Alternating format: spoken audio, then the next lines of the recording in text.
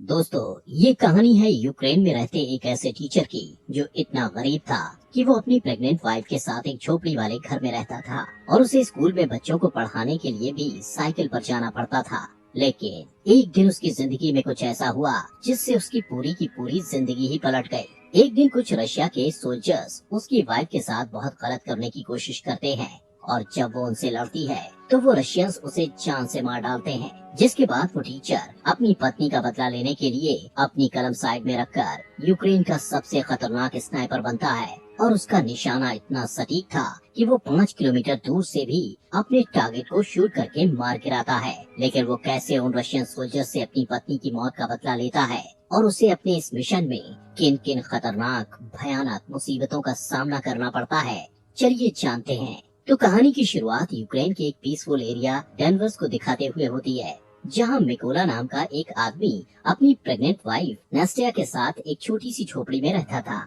वो दोनों अपनी मैरिड लाइफ में बहुत खुश थे। नेस्टिया एक ड्राइंग आर्टिस्ट थी। उसे ड्राइंग बनाना और लकड़ी पर नक्काशी करना बहुत पसंद था। एक दिन वो मिकोला की सुरक्षा के लिए लकड़ी का एक एंजल बनाकर मिकोला के बाजू में बांध देती है। मिकोला उनके घर के पास ही एक स्कूल में मैथ पढ़ाता था। वो रोज अपनी साइकिल से बच्चों को पढ़ाने स्कूल जाया करता था। उसके घर के बाहर सफेद रंग का एक शांति का प्रतीक बना हुआ था। यहाँ पर हम देखते हैं कि मिकोला के घर पर कोई इलेक्ट्रॉनिक उपकरण जैसे टीवी वगैरह नहीं होने के कारण उन्हें दुनिया की कोई खबर नहीं मिल पाती थी। जब मिकोला स्कूल में जाता तो ब्रेक के टाइम वहीं थोड़ी देर टीवी पर न्यूज देख लिया करता था। ऐसे ही एक दिन टीवी पर दिखाई जा रही न्यूज से उसे पता चलता है कि यूक्रेन की राजधानी में प्रोटेस्टर्स को मारा जा रहा है और रशिया यूक्रेन पर हमला करके उस पर कब्जा करना चाहता है। अब इस खबर को सुनने के बाद निकोला क्लास में बच्चों को पढ़ाने के लिए जाता है और वो बच्चों को बड़े प्यार और अच्छे तरीके से पढ़ाता है। लेकिन इसी क्लास में इवान नाम का एक बदमाश लड़का भी पढ़ता था जो मिकोला को बिल्कुल भी पसंद नहीं करता था और इसीलिए उसे जब भी मौका मिलता तो वो मिकोला की इंसल्ट करता और मिकोला को स्कूल से हटवाने के बारे में ही सोचता रहता। पर मिकोला उसकी हरकतों से कभी गुस्सा नहीं होता था।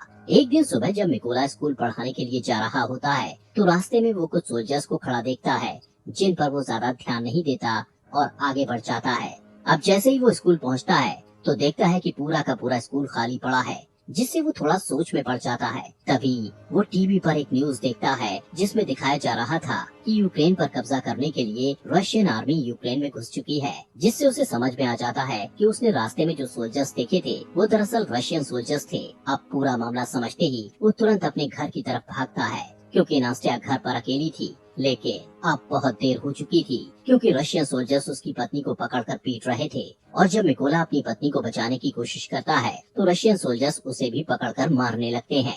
मिकोला उनसे रिक्वेस्ट करता है कि मेरी पत्नी प्रेग्नेंट है, इसलिए तुम लोग प्लीज उसे मत मारो। ये सुनकर रशियन सोल्जर उनके घर को आग लगाकर वहाँ से जाने लगते हैं। अब अपने घर को जलता हुआ देख नास्टिया गुस्से में आकर रशियन सोल्जर्स पर जैसे ही पत्थर मारने लगती है तो एक रशियन सोल्जर उस पर गोली चलाकर उसे मार डालता है। मिकोला अपनी वाइफ की बॉडी के पास बैठकर फूट फूट कर रोने लगता है। कुछ घंटे बाद 2 यूक्रेनी सोल्जर्स मिकोला के पास आते हैं और उसकी पहचान करने के बाद उसकी पत्नी नास्टिया के लिए दुख प्रकट करते हैं और उसके लिए कब्र खोदकर मिकोला को कहते हैं कि अपनी पत्नी को यहाँ दफना दो। मिकोला अपनी पत्नी को उस कब्र में दफना देता है। अब क्योंकि रशियन सोल्जर्स ने उसके घर को जला दिया था और उसकी पत्नी को भी मार डाला था, इसलिए अब वो बदले की आग में जल रहा था कि कब वो रशियन सोल्जर्स से अपनी पत्नी की मौत का बदला लेगा। इसलिए वो यूक्रेन सोल्जर्स को रिक्वेस्ट करता है कि मुझे भी अपने साथ ले चलो और मैं भी यूक्रेन आर्मी में शामिल होना चाहता हूँ। ये सुनकर यूक्रेनी सोल्जर्स उसे अपने साथ मिलिट्री बेस में ले जाने लगते हैं। लेकिन जाने से पहले मिकोला लकड़ी के उस एंजल को अपने पास रख लेता है जो उसकी वाइफ ने उसकी सुरक्षा के लिए बनाया था। जब वो मिलिट्री बेस में पहुंचते हैं तो वहाँ उनका कमांडर मिकोला को आर्मी में शामिल नहीं करता और कहता है कि ये बंदा जासूस भी हो सकता है। लेकिन मिकोला कमांडर को कहता है कि रशियन सोल्जर्स ने मेरे घर को जला दिया और वो लोग मेरी पत्नी को मेरी आंखों के सामने मार कर वहाँ से चले गए, इसलिए मेरे पास अब जीने की कोई वजह नहीं बची और मैं रशियन सोल्जर्स को मार कर ही दम लूंगा और अपने देश को बचाऊंगा ताकि रशियन सोल्जर्स किसी और के घर को न उजाड़ें। ये सुनकर कमांडर मिकोला को यूक्रेन आर्मी में भर्ती कर लेता है और उसकी ट्रेनिंग शुरू हो जाती है। मिकोला को बंदूकों के बारे में कुछ भी नहीं पता था और जब बाकी के सोल्जर्स बंदूकों को असेंबल कर रहे होते हैं तो मिकोला उनके सामने सबसे स्लो बंदूक असेंबल करता है, जिससे सभी सैनिकों को लगता है कि वो कभी भी एक अच्छा सोल्जर नहीं बन पाएगा। लेकिन मिकोला अपना पूरा फोकस ट्रेनिंग पर लगाता है ताकि वो जल्द से जल्द एक अच्छा सोल्जर बन पाए। और ऐसे ही एक दिन जब वो ट्रेनिंग कर रहा होता है तो वो अपने सीनियर्स को कहता है कि मुझे मिकोला कहकर मत बुलाओ।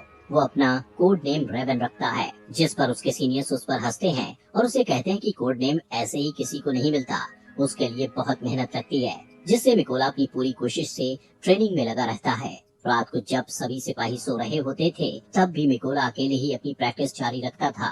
एक दिन उसका कमांडर उनको बताता है कि हमारे पास स्नाइपर्स की कमी है, इसलिए तुम लोगों में से कौन कौन स्नाइपर बनना चाहता है। जिसे सुनकर बहुत ही कम लोग अपना हाथ उठाते हैं, लेकिन इनमें से एक मिकोला भी था, जिसे देखकर सभी हंसने लगते हैं। कमांडर उसे कहता है कि तुम्हें तो बंदूक भी असेंबल करनी नहीं आती, तुम कभी भी स्नाइपर नहीं बन सकते।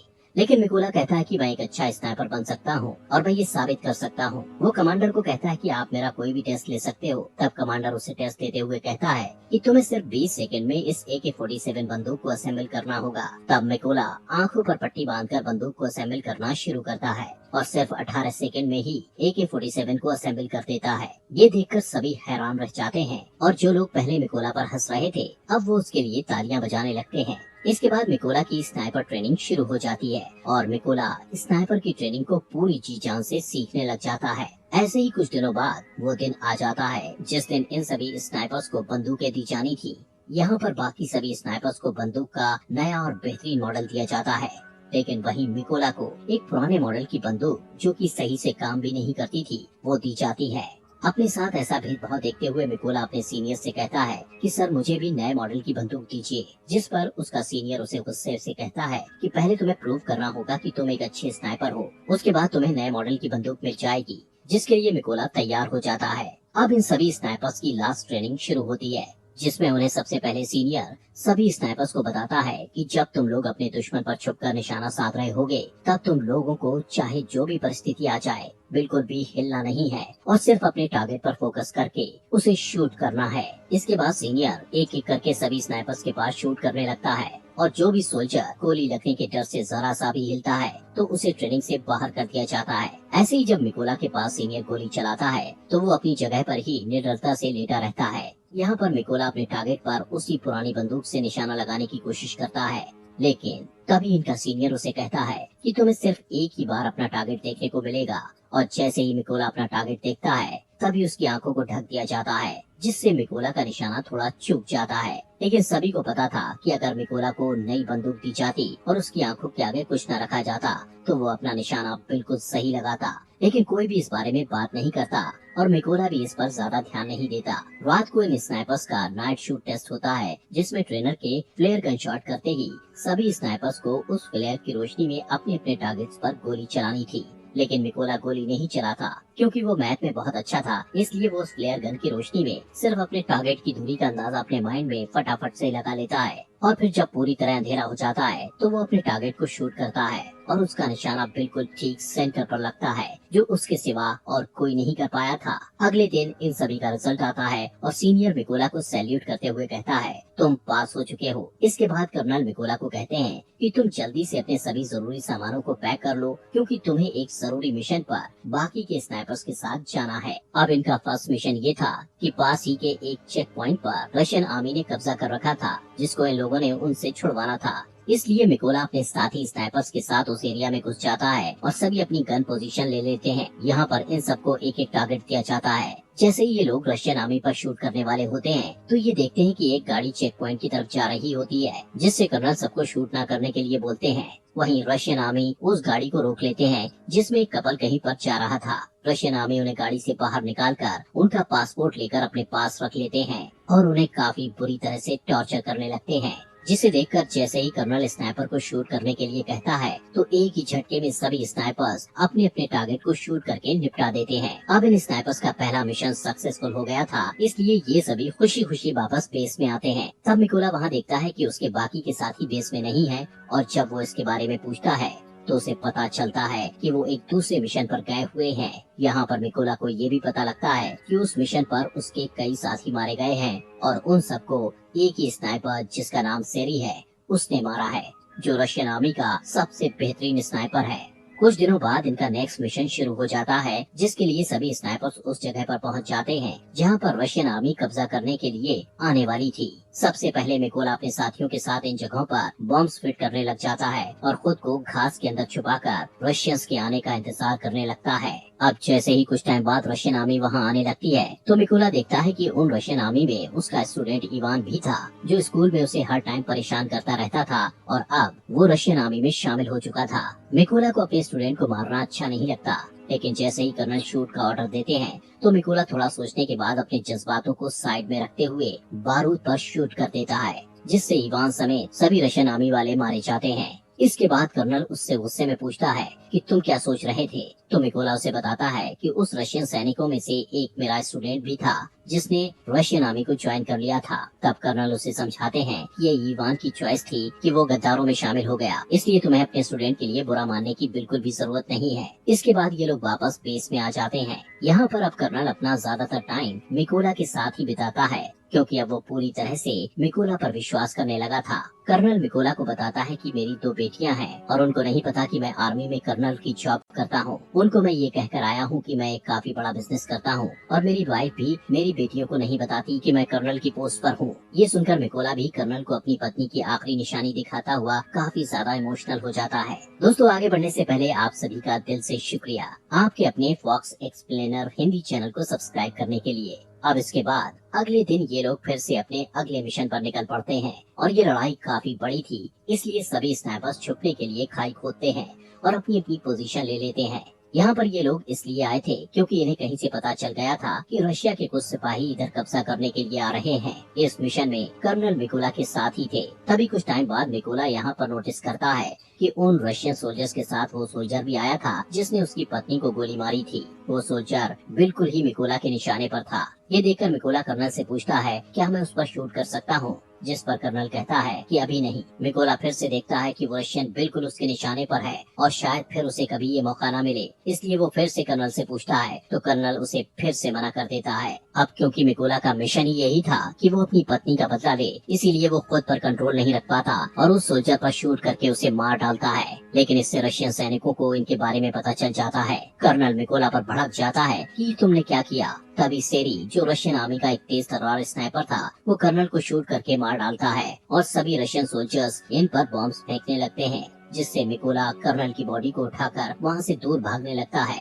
लेकिन कुछ देर बाद वो रशियंस की रेंज से बाहर चला जाता है। मिकोला वापस बेस में आता है, लेकिन वो बहुत उदास था क्योंकि उसकी गलती की वजह से कर्नल मारा गया था। मिकोला अब ये कसम खाता है कि वो सेरी को कहीं से भी ढूंढकर उसे मार देगा और कर्नल की मौत का बदला लेगा। इसीलिए वो अगले मिशन के लिए अकेला ही निकल पड़ता है। थोड़ी दूर जाने के बाद उसे कुछ रशियन स्नाइपर्स की लोकेशन पता चलती है, जिससे वो अपने टारगेट फिक्स करके एक रशियन स्नाइपर को शूट करके मार गिराता है। लेकिन तभी दूसरा रशियन स्नाइपर मिकोला पर शूट करता है, जिससे मिकोला के हाथ को गोली छू कर निकल जाती है और वो घायल हो जाता है। लेकिन फिर भी मिकोला उस स्नाइपर को शूट करके मार गिराता है। अब क्योंकि मिकोला जख्मी था तो इसलिए वो एक सीक्रेट अड्डे पर जाकर अपने जख्म के ठीक होने का इंतजार करता है। तभी आर्मी हेड उसे कॉल करके कहता है कि हमारी आर्मी ने उस स्नाइपर का पता लगा लिया है जिसने कैप्टन को मारा था। हेड मिकोला को कहता है कि तुम जल्दी से बेस पर आ जाओ, जिससे मिकोला बेस में पहुंचता है। अब मिशन शुरू होने से पहले सभी सैनिकों को सारी जानकारी दी जाती है कि उस स्नाइपर की गोलियां बहुत दूर तक जाती हैं।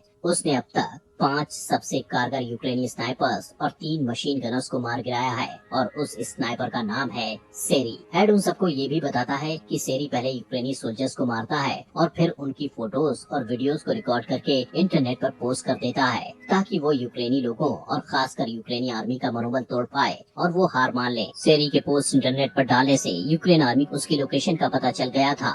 यहाँ पर कुछ सैनिक कहते हैं कि हमें उस लोकेशन पर माइंस बिछा देनी चाहिए। तब मिकोला उन्हें कहता है कि नहीं, हम ऐसा नहीं कर सकते, क्योंकि जब तक हम उस जगहों पर माइंस बिछाएंगे तब तक सेरी हमारा सफाया कर देगा।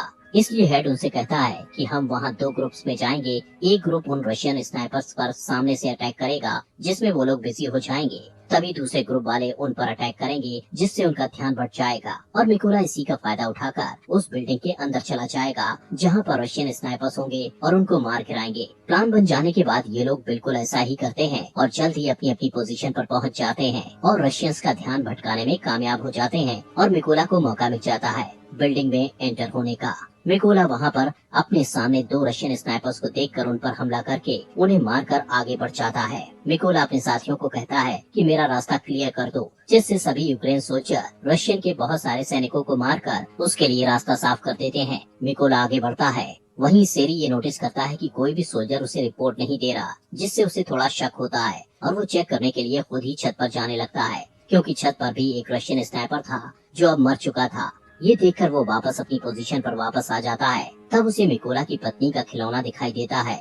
उसी वक्त मिकोला ऊपर से कूदता है और सेरी को मार डालता है। तभी एक और रशियन स्नाइपर को थोड़ी आवाज आती है, जिससे वो अलर्ट हो जाता है। लेकिन मिकोला उसी टाइम उसके पास एक ग्रेनेड फेंकता है और अब उस स्नाइपर का भी काम तमाम हो जाता है। लेकिन यहाँ पर हम देखते हैं कि सेरी जब ऊपर छत पर चेक करने गया था तो उसने अपने रशियन आर्मी से फोन करके बैकअप बुलाया था, इसलिए अब रशियन आर्मी वहाँ पर आ रही होती है। उन लोगों को नहीं पता था कि सेरी मारा जा चुका है, इसलिए वो सेरी को कॉल करके कांटेक्ट करते हैं। लेकिन कॉल मिकोला उठाता है और कहता है कि तुम लोगों का अब टाइम खत्म हो चुका है। ये कहकर वो ट्रक के ड्राइवर को शूट कर देता है, जिससे सभी रशियन सिपाही ट्रक से बाहर निकल जाते हैं। लेकिन उन्हें नहीं पता था कि यूक्रेन के स्नाइपर्स ने पहले ही उन पर निशाना साध रखा था। तभी सभी यूक्रेनी स्नाइपर्स उन पर गोलियों की बारिश कर देते हैं और मार डालते हैं।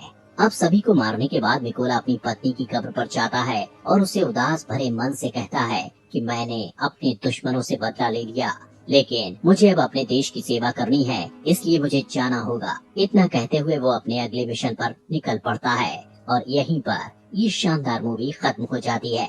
दोस्तों, आपके अपने फॉक्स एक्सप्लेनर हिंदी चैनल को सब्सक्राइब करना मत भूलना।